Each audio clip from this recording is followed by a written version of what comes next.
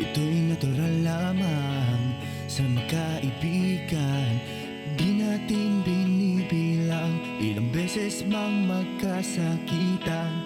Ito'y lilipas na lang at makakalimutan. Ang mahalaga naman ay pagtangkap at pag-unawa, at walang katapusang pagpapatawad.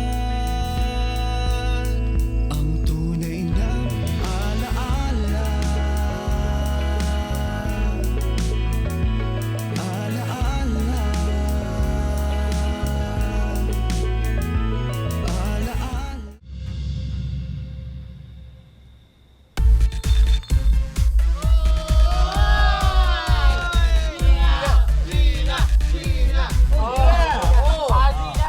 Gina, jojobahin o totropahin sa sexto?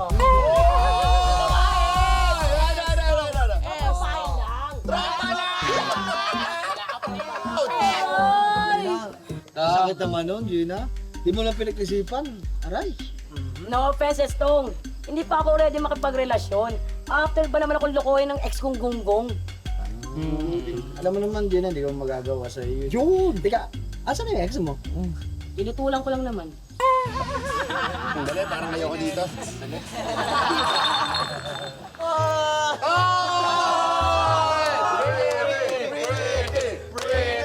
Eto ang tanong, Pretty. Jojomahin o totropahin mo si Oka? Bakit naman kasi ako? Alam mo naman kami.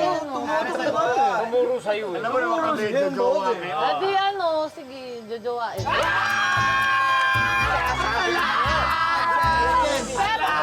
Pero syempre hindi pa ngayon. Tabang panahon. Kung liligawan ka niya ngayon, sasagutin mo ba siya? Ano ba yan? Ano? Tagal? Paano mo ka? Sige na, hindi pa siguro ko sa ngayon, sa tamang panahon. Yun.